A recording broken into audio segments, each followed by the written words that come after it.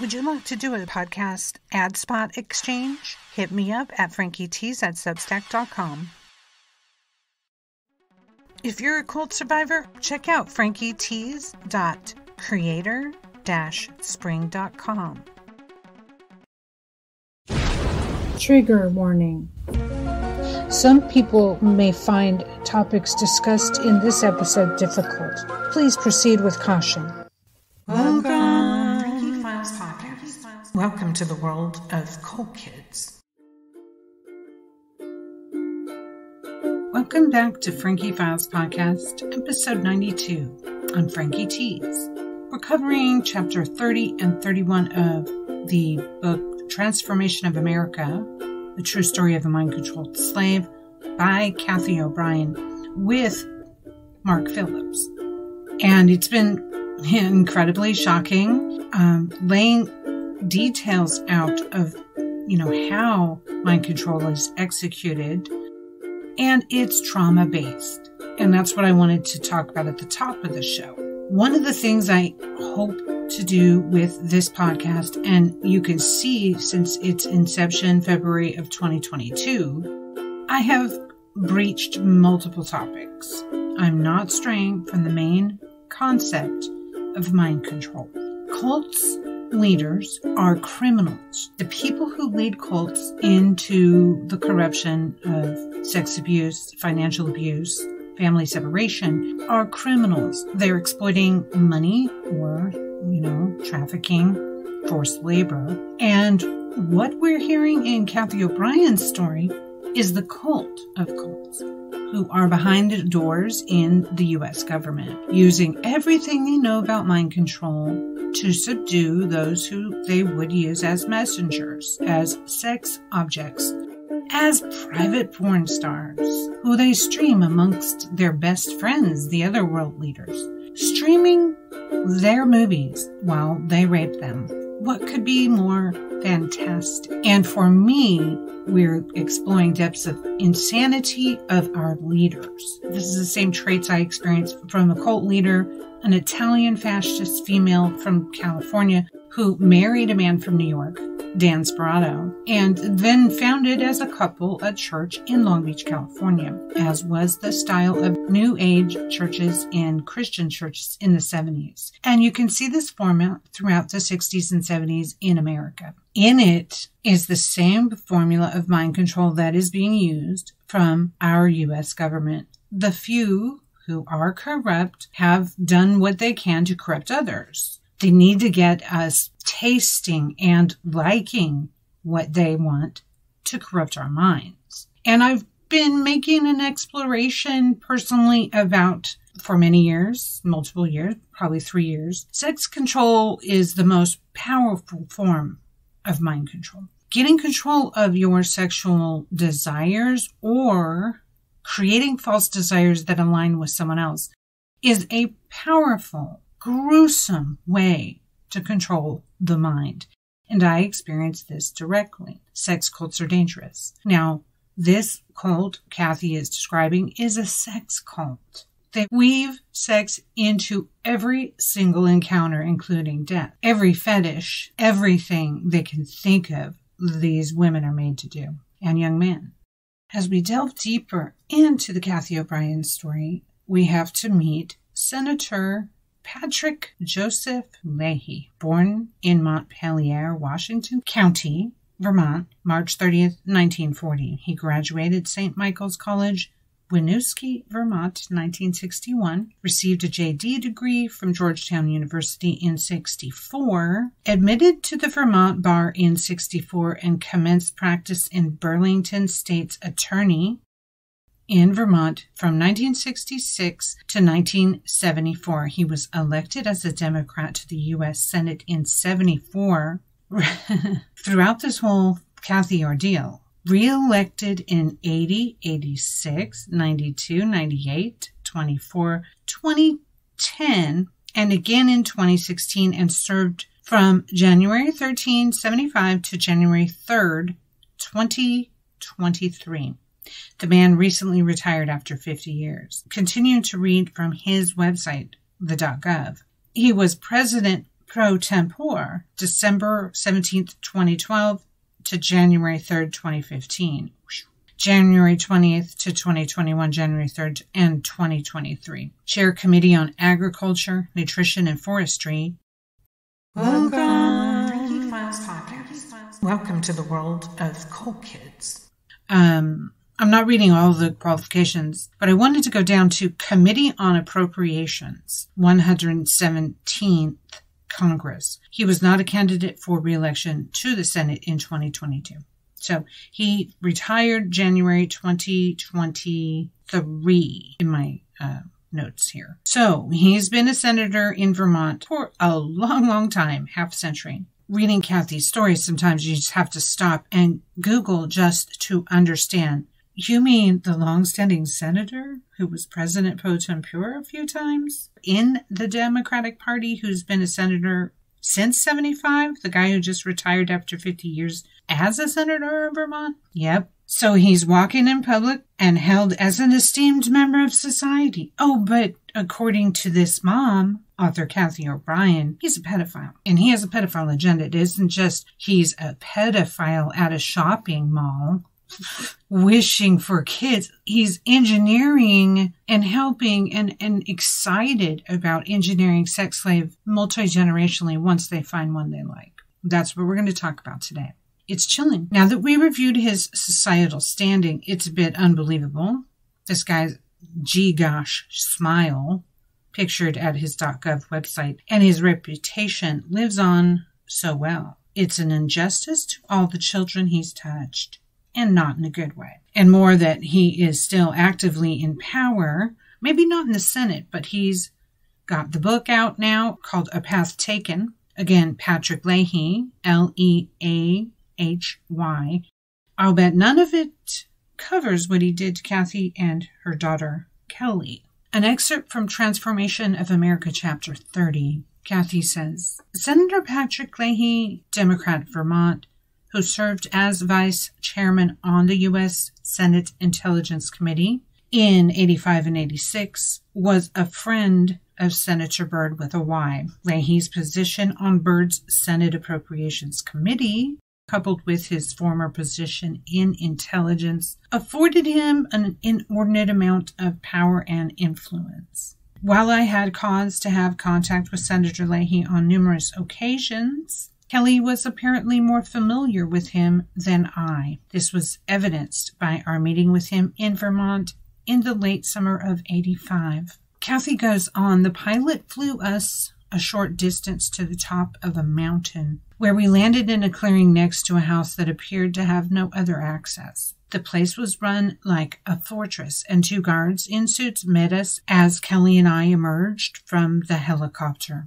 The guards escorted us into the house, keeping Kelly while I met with Senator Leahy.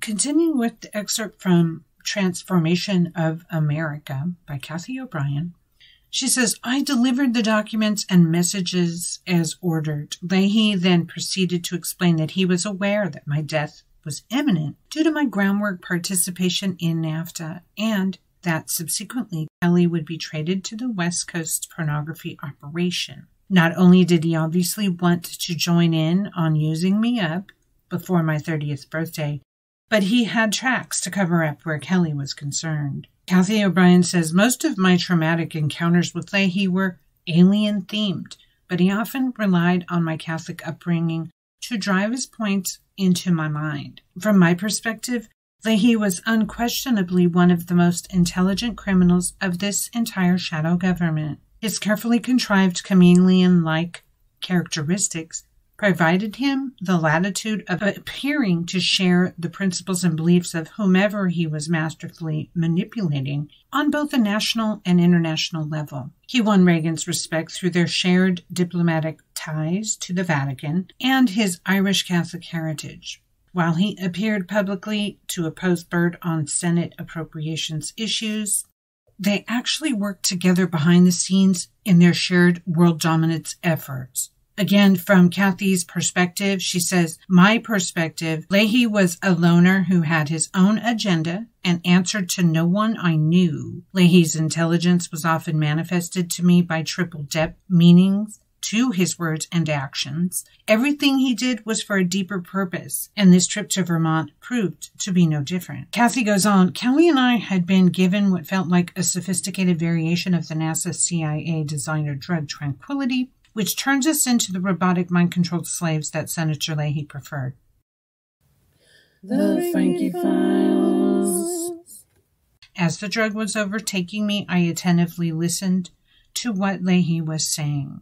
When the senator walked in, Kelly groaned, "No, not you again." Leahy signaled Kelly with his hand, thus switching her into total silence and submission.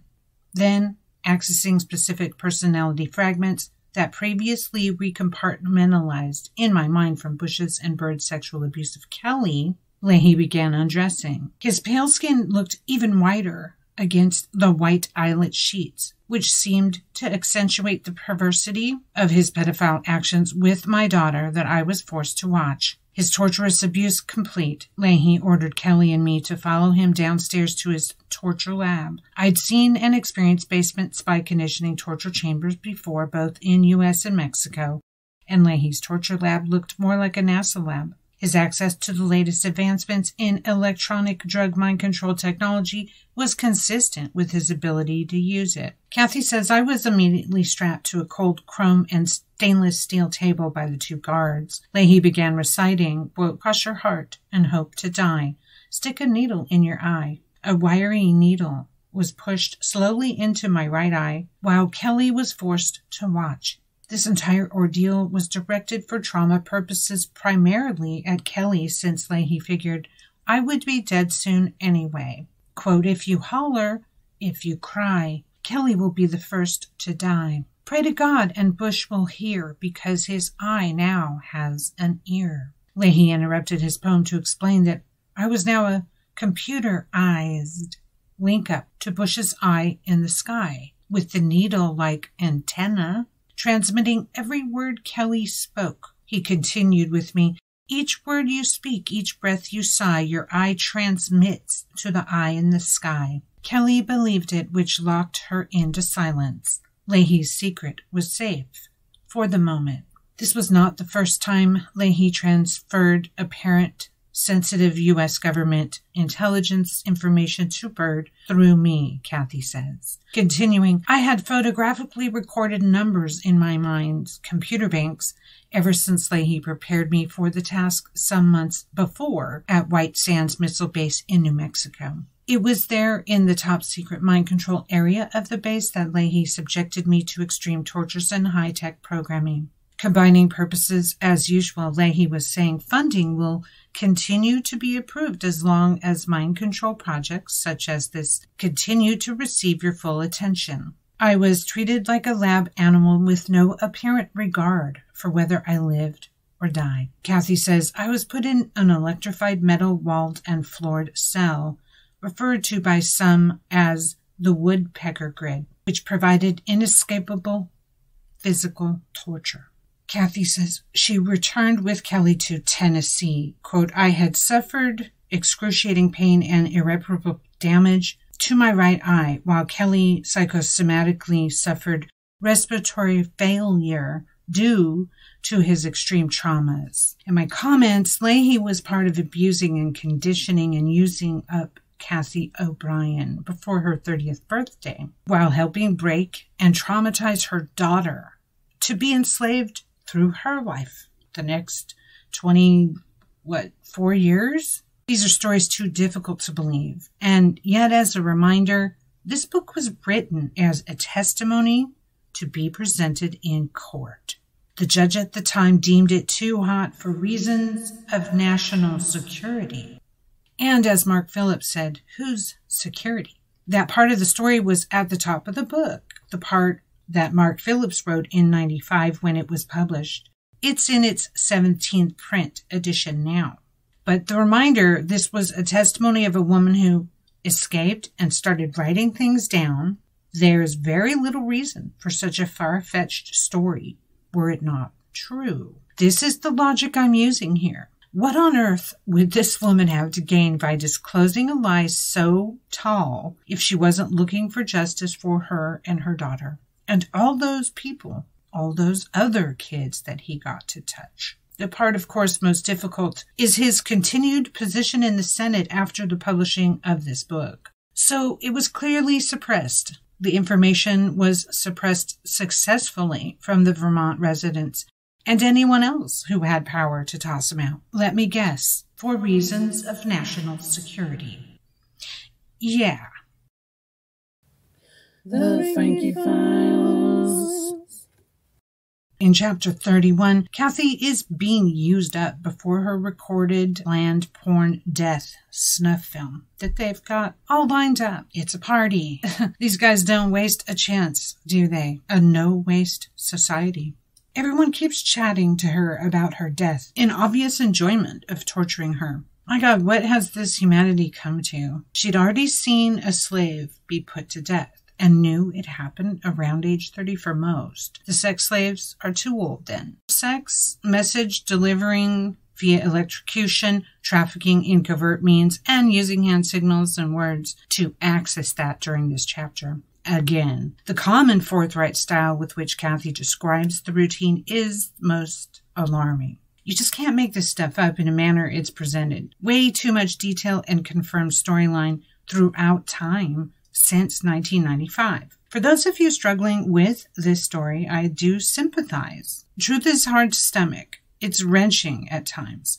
Yet as we see the grips of horrific agendas in play right now in the world in real time, we really have no choice but to educate ourselves. I'm looking forward to finishing her book PTSD: A Time to Heal using the techniques she used to heal herself, finally seeking help with triggering from someone who knows. So her next mission in this chapter is with King Fahd of Saudi Arabia, and he has a group of young women with him while she participates in sex as ordered, all a part of her scheduled user-up.